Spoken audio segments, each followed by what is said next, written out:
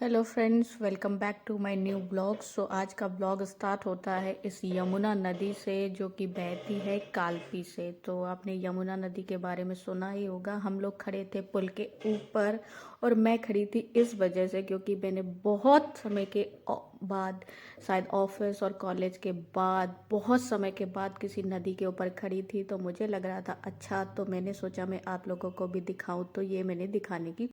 तो जब हम दोनों लोग यमुना नदी के ऊपर थे खड़े तो पुल हो रहा था बहुत ज़्यादा वाइब्रेट, बहुत ज़्यादा फ्लक्चुएट, जिसकी वजह से मम्मी को लग रहा था डर, बट मुझे लग रहा था अच्छा क्योंकि मुझे बहुत समय के बाद एक कोई न्यू एक्सपीरियंस हुआ था सीट चेयर पे बैठने के बाद। वरना तो सीट चेयर कॉलेज की सीट चेयर ऑफ। ये हो गई है किसी की डेथ, तो वो लोग लाए थे अंतिम संस्कार करने के लिए यमुना नदी के किनारे। तो हमारे यहाँ से अगर किसी की डेथ होती है तो उसका अंतिम संस्कार यमुना नदी के किनारे ही होता है। ये है हमारी मम्मी के गांव का प्राइमरी स्कूल जिसमें आते हैं बच्चे पढ़ने। तो मैंने कुछ दिखाने की कोशिश की है कि इन स्कूलों में बच्चों को दी जाती है गवर्नमेंट यानी सरकारी शिक्षा। तो ये है हमारी मामी जो कि ओढ़े हुए हैं अच्छे से शॉल, ये है वहाँ की मैडम, और ये खड़ी हुई मम्मी जो कि अपनी बातों को बयां करती हुई। मुझे लगा कि उनको लगेगा अच्छा, तो इसका मतलब मैंने लिया था सही डिसीजन कि मम्मी को ले जाते हैं उनके मायके ताकि वो अपनी काफ़ी कुछ फीलिंग एक दूसरे से शेयर कर सके, क्योंकि वो मुझसे तो ज़्यादा करेंगी नहीं। और ये पड़ा हुआ था वहाँ पे मटेरियल, क्योंकि स्कूल में चल रहा था कंस्ट्रक्शन का काम। और ये है वो बोर्ड जिसमें लिखा हुआ है आज़ादी का अमृत महोत्सव और लिखा हुआ है करियापुर उत्तर प्रदेश, जो कि बनवाया गया है 9/8/2023 को। ये रही हमारी मम्मी और मामी। मम्मी बचपन की उन्हीं गलियों के पास जहाँ बीता था उनका बचपन, उन गलियों से मम्मी फिर से आते हुए। तो मैं उस मोमेंट को करना चाहती थी कैद, तो इसलिए मैंने कर लिया है कैद। ये दिखा चुकी है। दिखाने के बाद मम्मी थी बीमार तो मैंने सोचा कि उनको मैं थोड़ा घुमा दूँ, क्योंकि उनका मायका पड़ता है डॉक्टर के घर से और हम लोगों के घर के बीच में। तो अगर वो वहाँ घूमेंगी तो थोड़ा महसूस करेंगी खुश अपने आप को। तो मैंने दिखा दिया है। तो ये दिखाते हैं, मिलवाते हैं सबसे। ये है हमारे मामा का घर जिसमें ये है बकरी और ये है भैंस का बच्चा, और ये बंधी हुई है उनकी भैंस। मामा भैया रहे हैं सो।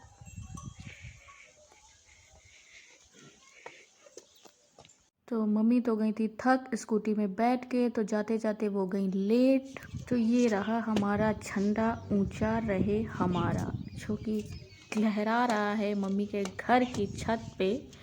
और ये रहा हमारी मम्मी का गांव, जो कि नैन्सी और मानसी का भी घर है।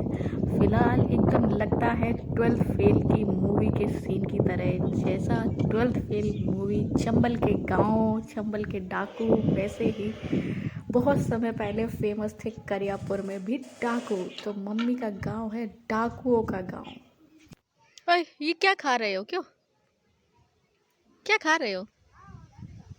है? बताओ कि कब? कल? शरबत में मिलाओ जाते वही खा रहे हो?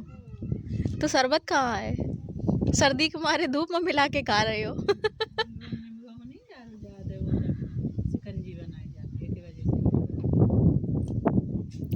तो शरबत कहाँ है? शरबत में मिलाओ जाते है। शरबत कहाँ है?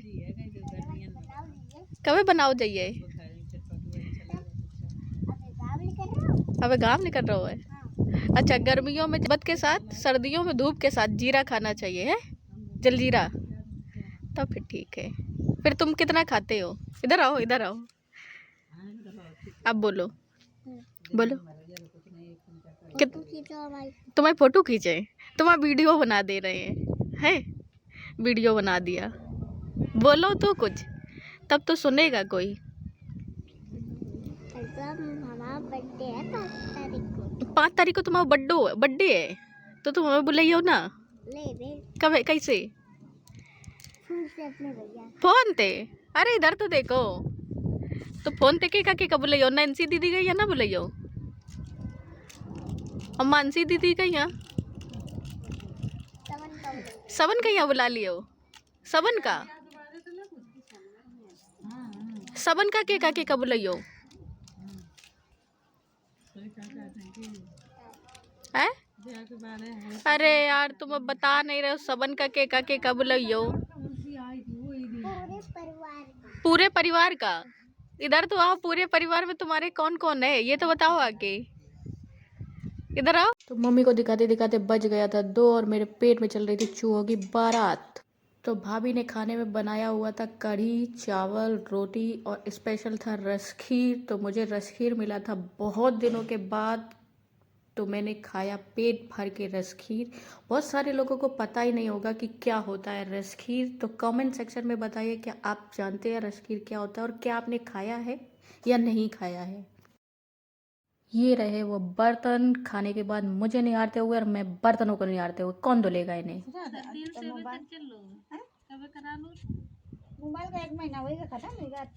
खाओ जाओ। ओए ओए इधर खेलो। जाओ खाओ जाके। जाओ। नहीं खाओगे। आओ। हाँ। जाओ खाओ जाओ। मामी बुला रही है।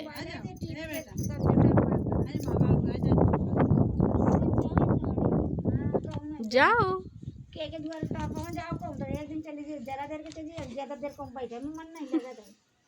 कितना ड्रामा कर करके खा रहा है।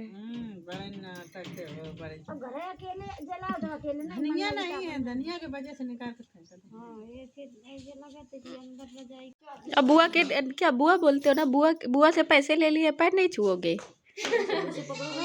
अरे ले लो यार। पैर नहीं छुओगे। क्यों पैर नहीं छुओगे। पैर नहीं छुओगे। ये कौन है बुआ है कि बुआ दादी है। अरे ना ना ये है घूंघट वाली भाभी। Hello bye. फिर ब्लॉग को करते हैं यहीं पे दी एंड। भाभी बाय। जा रहे